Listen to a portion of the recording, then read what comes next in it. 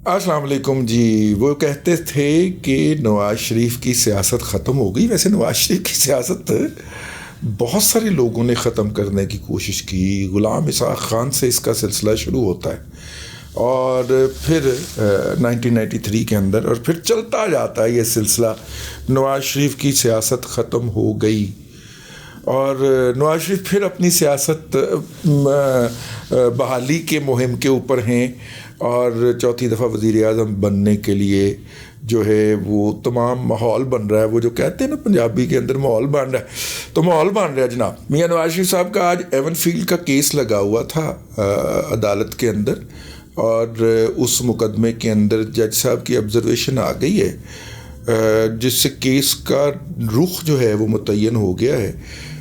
जो परवेज़ साहब हैं नवाज शरीफ के वकील, वो दलाइल दे रहे हैं और उन दलाइल के अंदर ये बात उभर के सामने आई कि जनाब मियां नवाज शरीफ साहब को जिन इल्ज़ामात के ऊपर चार्ज शीट किया गया था वो उस जजमेंट के अंदर इस्लामाबाद हाई कोर्ट करार दे चुकी है कि वो तो चार्ज शीट बनता ही नहीं था। और उसी की आज कंटिन्यूशन के अंदर chief justice Islamabad high court ने दोबारा कहा कि जनाब ना नैब को पता था कि क्या मुकदमा है, ना अदालत को पता था क्या मुकदमा है। अन्नी पीवे ते कुत्ते चट्टन ऐ मैं पाया, अन्नी मैं अपने को पाई जे अन्नी पीवे ते कुत्ते चट्टन जिहड़ा है वो जनाब उन्होंने अंधाधुंध केस फाइल कर दिया। ज़िमनी के अंदर जो है वो नवाज शरीफ को बेनिफिशरी ओनर, मेन इल्ज़ाम के अंदर तो 4 लोगों को रगड़ा गया ना, 3 को, और कहा गया और ज़िमनी के अंदर कहा गया कि जी नवाज शरीफ साहब जी बेनिफिशियल ओनर हैं और जज साहब ने उसकी बुनियाद में या उसके अंदर जाए बगैर मियां नवाज शरीफ साहब को रगड़ा चाड़ दिया। बुनियादी तौर पे एवनफील्ड की जायदाद का मसला था कि वो हुसैन नवाज के पास कैसे आई। हुसैन नवाज को वो जायदाद जो थी वो बराह रास्त कतर के थानी फैमिली की तरफ से मुंतकिल हुई थी और बुनियादी तौर पे मैं आपको बार बार बता चुका हूँ कि वो उस उधार के इवज़ एडजस्टमेंट थी जो कि मियाँ शरीफ साहब जो कि दादा थे जनाब हुसैन नवाज साहब के, उन्होंने थानी फैमिली के सरबराह को जब उनकी गल्फ़ स्टील मिल मुत्तहिदा अरब अमारात में होती थी और थानी फैमिली उस वक्त बड़ी गरीब होती थी क्योंकि इनके पास तेल था कोई नहीं और तेल ना होने के बायस सऊदियों ने इनको आग किया था। ये अदरवाइज़ ये सऊदी फैमिली हैं। सानी फैमिली जो है जो इस वक्त कतर की हुक्मरान है वो 45 किलोमीटर चौड़ा और 90 किलोमीटर लंबा वो जो समुंदर में निकला हुआ है जजीरा नुमा जिसके 3 तरफ समंदर है, कतर को सऊदी अरब से निकाल दिया गया कि इन नलायक के गिने मच्छियाँ फाड़ के गुजारा करते ने और जिस्म से इनके बदबूएँ आती हैं, इनको अलग ही रख दिया जाए, तो इनको निकाल दिया गया। अब 71 में जब ये आज़ाद हुए, इंडिपेंडेंस हासिल किया इन्होंने, तो ये 76, 77, 78, 79 तक गरीबों में ही शुमार होते थे। वो तो गैस को ठंडा करके जहाज़ में भर के एक जगह से दूसरी जगह ले जाने का टेक्नोलॉजी दरियाफ्त हो गई जिसको हम आजकल लिक्विफाइड नेचुरल गैस LNG कहते हैं। तो जब 93 के अंदर वो LNG के अंदर आए हैं तो उसके बाद फिर उन्होंने किताबें खोली, खाते खोले कि अब्बा जी ते दादा जी किधे किधे को पैसे फाड़ के तो हमें पालते रहे हैं। तो मियाँ साहिबान का भी नाम जी उनमें शामिल था और उन्होंने आके मियाँ साहब को कहा कि जनाब ये आपके पैसे उस वक्त के हमारे पास हैं और बताएं आप इसको कैसे एडजस्ट करें। मियाँ साहब ने कहा यार है हम आपके दोस्त हैं, आपके इसी कमरे मकान के अंदर हम ठहरा करते थे, ऐ सानू दे दो। अब मसला ये था कि एक नस्ल से दूसरी नस्ल में जब वहाँ पे जायदाद जाती है इनहेरिटेंस में तो बहुत सारा कुछ रियासत ले जाती है बरतानिया की हुकूमत। उन्होंने कहा यार आपसे मियाँ शरीफ साहब के नाम पे आएगी, मियाँ शरीफ साहब नवाज शरीफ को करेंगे, नवाज शरीफ साहब हुसैन को करेंगे, तो ये तो हमारे पल्ले तो काफ़ी ना आया। हर ट्रांजैक्शन के ऊपर 40% जाता रहा था, तो लिहाजा आप सीधा ही हुसैन नवाज के नाम के ऊपर ट्रांसफ़र कर दें। तो हुसैन नवाज के नाम के ऊपर ट्रांसफ़र किया। तो अब जनाब आप इसकी ट्रेल दें। वो 77 के अंदर की ट्रेल कहाँ से ला के दें? ठीक है। तो उसके ऊपर जनाब मियाँ नवाज शरीफ की वो करैक्टर असैसिनेशन और वो कब्र में सोए हुए मियाँ शरीफ की वो किरदार कुशी की गई कि रहे रब का नाम।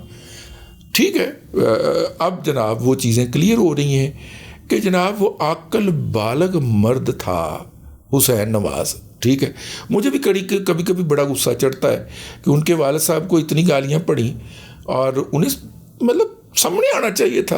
हुसैन नवाज साहब माशाल्लाह इतने सेहतमंद आदमी, किसी को कुसौन मार दें, ऊपरों पहलवान के ख़ानदानों की औलाद है, वो किसी को कुसौन मार दें वो दूजा साह ना लवे।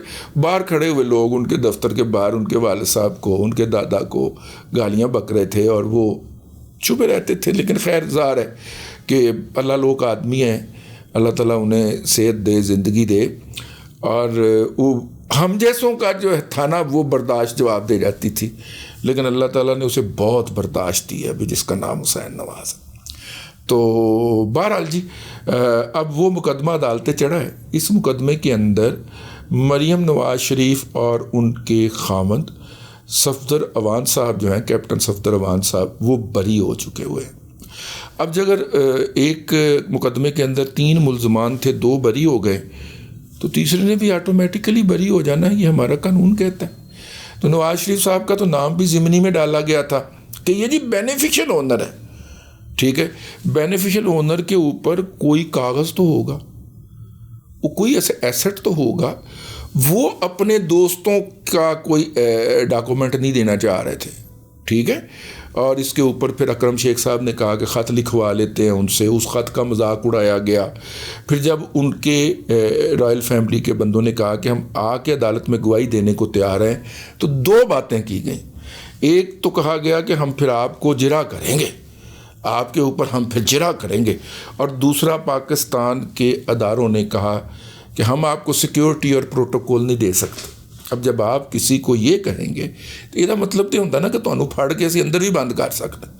मसलन जिस तरह पूतरा हुआ था साकब निसार, वो कह देता कि ये जनाब गवाह जो है ये झूठ बोल रहा है, इसको 6 माह के लिए अंदर कर दें, वो कह सकता था ना, और ये कहा भी गया। तो वो नहीं आने दिया गया उनको उनकी मुदाफ़ियत के अंदर। नतीजे के तौर के ऊपर मियाँ नवाज शरीफ को इस मुकदमे के अंदर, जिसकी अब समाअत हुई है, शुरू हुई है, इसके अंदर टोंक दिया गया, जेल में भेज दिया गया। वो कई माह जेल में रहने के बाद फिर वो इलाज करवाने के नाम के ऊपर लंदन चले गए, उन्होंने अपना इलाज करवाया। कहने का मतलब ये है कि पहिया जो है वो वापस घुमाया जा रहा है, और पहिया घुमा के 2018 पे नहीं 2017 पे ले जाया जा रहा है।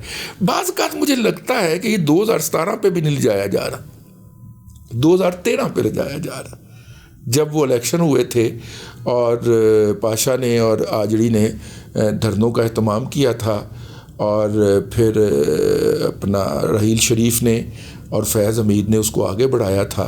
ये बात वहाँ तक जा रही है।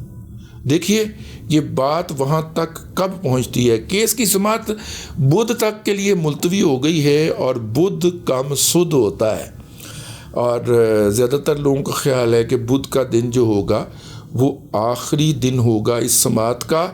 हो सकता है मेरा ख्याल है 1-2 दिन और लेने चाहिए अदालत को, लेकिन कुछ लोगों का ख्याल है कि नहीं, बुध के दिन जनाब केस जो है वो टाइम फिश हो जाना है। देखिए क्या होता है। अब तक तो यही सूरत हाल नज़र आ रही है कि मुस्तकबिल के अंदर जो है वो नवाज शरीफ के लिए राहें कुशादा की जा रही हैं।